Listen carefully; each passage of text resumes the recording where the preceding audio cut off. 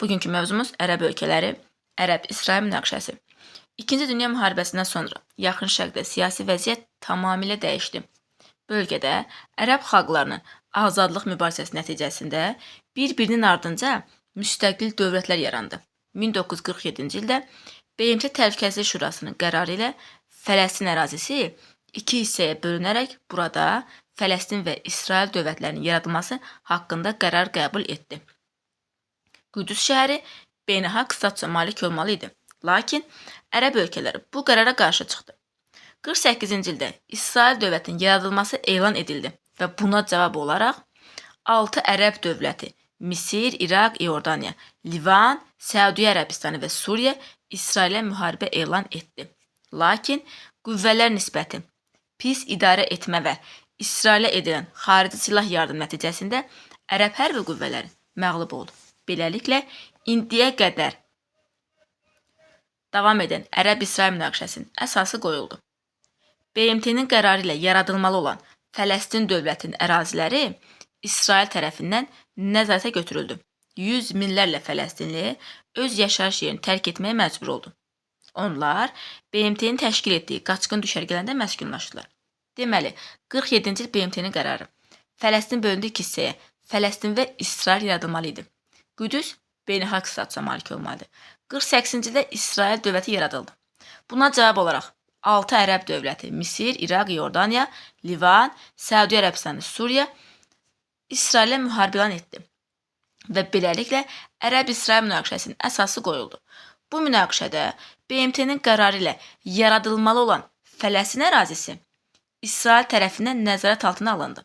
Yüz minlərlə Fələstinli öz yaşayış yerini tərk edərək BMT-nin təşkil etdiyi qaçqın düşərgələrində məskunlaşdı. Birinci Ərəb-İsrail müharibəsində ərəblər məğlub oldu.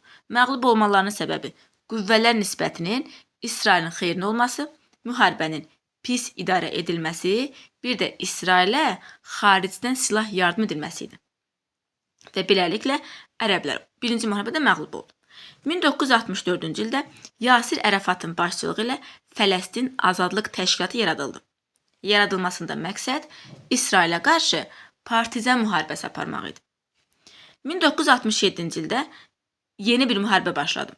67-ci ildə baş verən müharibə 6 günlük müharibədə İsrail yenə qalib gəldi.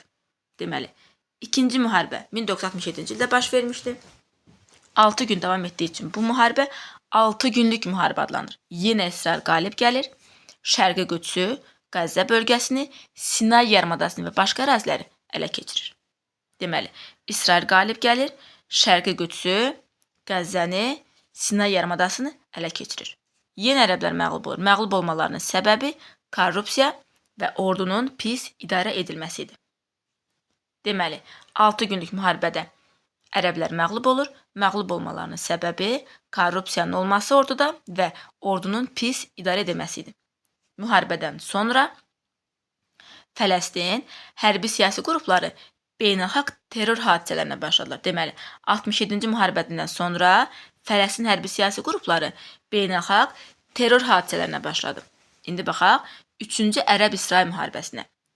1973-cü ildə ərəb dövlətləri itirilmiş əraziləri geri qaytarmaq məqsədi ilə yenidən müharibəyə başladı. Deməli, 73-cü ildə yeni müharibə. Səbəbi ərəb dövlətlərinin itirilmiş əraziləri geri qaytarmaq istəyidir. Bu müharibə ilə Ərəb-İsrail münaqişəsi beynəlxalq miqyas almışdı.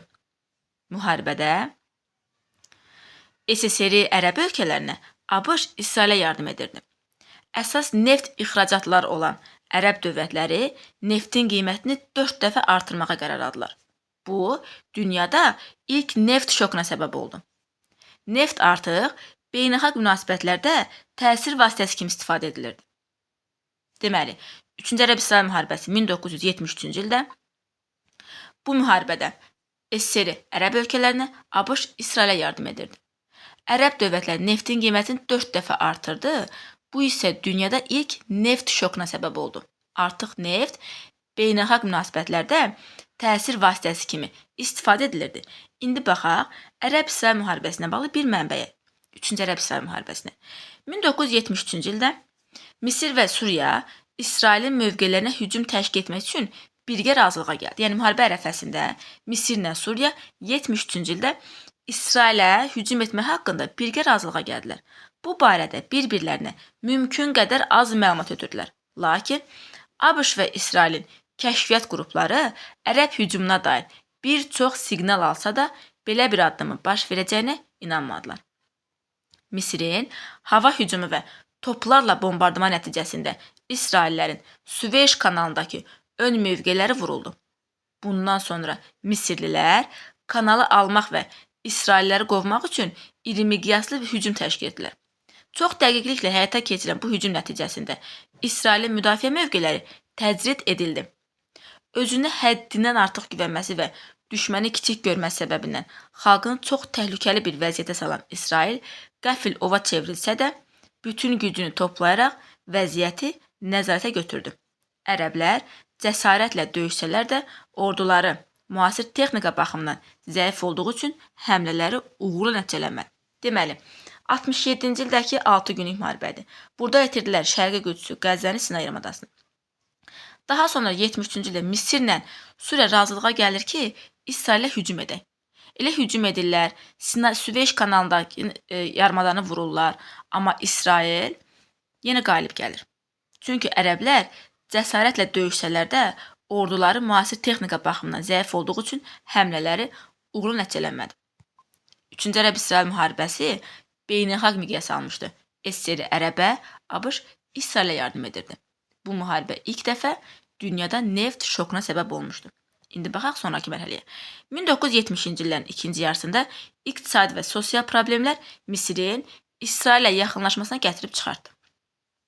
1978-ci ildə Camp Daviddə ABŞ-ın vasitəçiliyi ilə Misir-İsrail arasında saziş bağlandı. 1978-ci ildə Camp Daviddə deməli ABŞ-da Misirlə İsrail arasında Camp David sazişi imzalandı.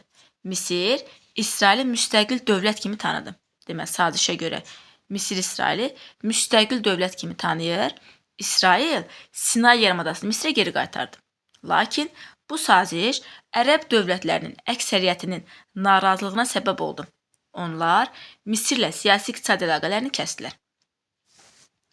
Deməli, 67-ci ildə Sinayı itirdi Misir, 78-ci ildə Camp David sazişi ilə Sinay yarımadasını geri qaytarır, qarşılığında Misir İsraili müstəqil dövlət kimi tanıyır. Lakin bu sazişdən sonra ərəb ölkələri Misirlə iqtisadi-siyasi əlaqələrini kəsdilər. Daha sonra İsrail 1980-ci ildə Qüdüs şəhərini özünün vahid və bölünməz paytaxtı elan etdi. Bu da siyasi vəziyyəti daha da kəskinləşdirdi. Soyuq müharibənin başa çatması Yaxın Şərqdə münaqişənin sülh yolu ilə həlli ümidini artırdı. 1993-cü il Vaşinqton sazişinə görə Qəzza zolağı və Əriha şəhərində Fələstin muxtariyyəti yaradılması nəzərdə tutulmuşdu. Lakin tərəflər arasında münaqişə hələ də davam edir. Deməli, 1980-ci ildə İsrail Qüdsü özünün vahid və bölünməz paytaxtı elan edir. Daha sonra soyuq müharibə başa çatır, ümid edirlər ki, münaqişə sülh yolu ilə həll olunacaq. 93-cü ildə Vaşinqton sazişi imzalanır. Bu sazişə görə Qəzza zolağı və Əriha şəhərində Fələstin muxtariyyəti yaradılmalı idi. Lakin tərəflər arasında hələ də münaqişə davam edir. Deməli, 1-ci Ərəb-İsrail müharibəsi 48, ikincisi 67, üçüncüsü 73-cü ildə olmuşdu. 65-73 Vyetnam müharibəsi, 67-73-cü il müharibəsi isə, yəni Ərəb-İsrail müharibəsi regional müharibə hesab olunur. Regional müharibə dünyada sülh üçün təhlükəli olduqda SSR və ABŞ diplomatik yolla münaqişəni həll etməyə çalışırdı.